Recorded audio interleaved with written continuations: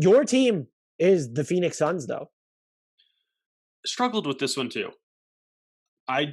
Mikal Bridges was my first instinct, and I get Go it, with your first instinct. and I get it, but I didn't see enough during the playoffs where I really expected him to become an even more important offensive fixture.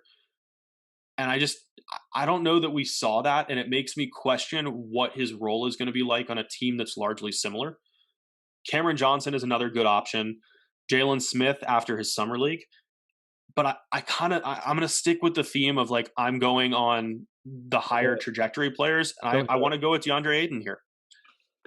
I even though he disappointed in some games in the playoffs, he showed a lot more upside than we had realized with his defensive ability, where all of a sudden he was this super impactful interior defender who could switch out to the perimeter in smaller doses, which is not something that we really expected coming out of his rookie season. He started to show more flashes of a capable mid-range game, of a consistent post-up game. He was more aggressive on the boards.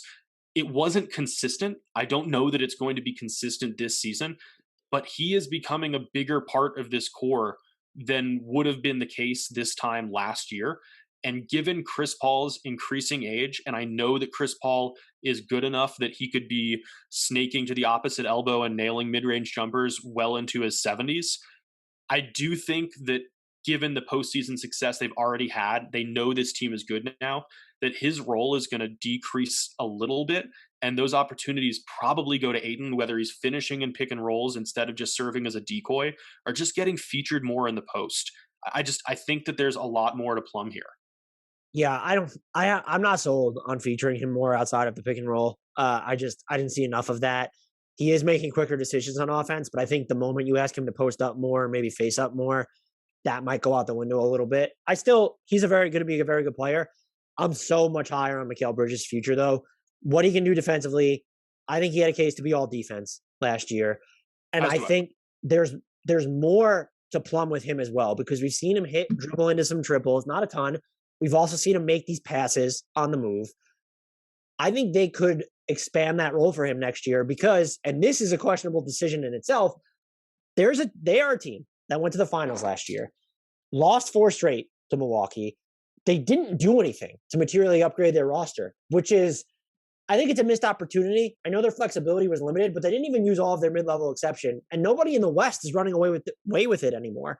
And so I think they had the ability to establish themselves as, if everyone was always going to gravitate towards the Lakers, it feels like there could have been a no-brainer number 2 option, and that they missed the opportunity to actualize that chance. I might still pick them to come out of the West, but they need, by doing what they did, or maybe doing what they didn't do, you are banking on internal growth. And when you look at Cam Johnson, who I think could get better, when you look at Jalen Smith, who I think might be able to play an actual role after what I saw from him in Summer League, when you look at DeAndre Ayton, yeah, sure. Mikal Bridges is the bigger offensive swing piece to me as a self-creator or someone who can do more off the dribble, because I don't think he's ever going to hit these really difficult off-the-bounce, unassisted jumpers. But I could really see a scenario in which Mikal Bridges is averaging 4+ assists per game. And maybe he's not running conventional pick and roll. Maybe it's just making quick decisions with the ball. Maybe it's just pumping and driving. We've seen it from him. And if you can rely on that more, that, to me, seems like more of the missing piece than anything else on this roster is that bigger wing who can be featured a little bit more than what Mikal Bridges was last season. I think it'll be easier to find that balance now that you have a year of operating with Devin Booker, Cameron Payne, and Chris Paul all together. But there's still that usage vacuum on the perimeter, specifically on the wings at the 3-4 spot. I'm not sold on DeAndre Ayton eating up more touches as the center in the capacity that I think they would need him to. And I think he's so much further along defensively than he is offensively, which is a compliment because he can be pretty good on offense. But I'm still all in on Mikal Bridges. And this is the first player I think I've picked, although I defaulted to MPJ with the Nuggets after I cheated with Bones Highland.